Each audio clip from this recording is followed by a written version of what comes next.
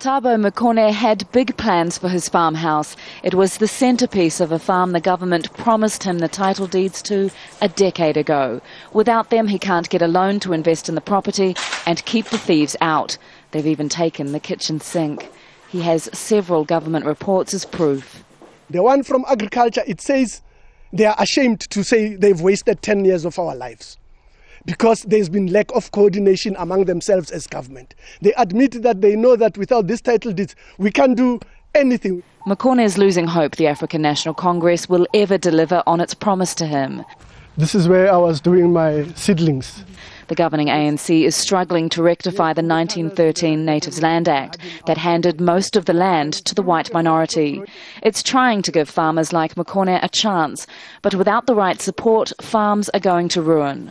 The government's been relying on the idea of willing seller, willing buyer to purchase land from white farmers for redistribution. We are in the process of putting into place both institutions, legislation and support measures to increase the pace of such transfer, the pace of support, the pace of intervention.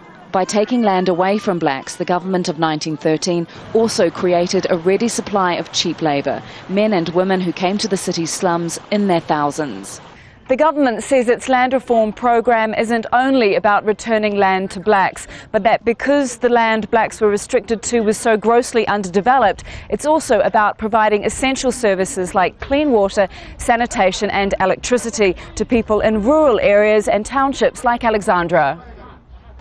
The government has also built more than 2 million homes for landless people. Grace Mabunda's neighbour was given one recently.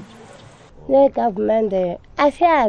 don't know when the government will help us. They keep on promising us, but they don't do anything. 100 years after the Natives Land Act was adopted, it's still defining land ownership. But in a democratic South Africa, millions of people do now have hope that one day, their day will come. Tania Page, Al Jazeera, Alexandra, South Africa.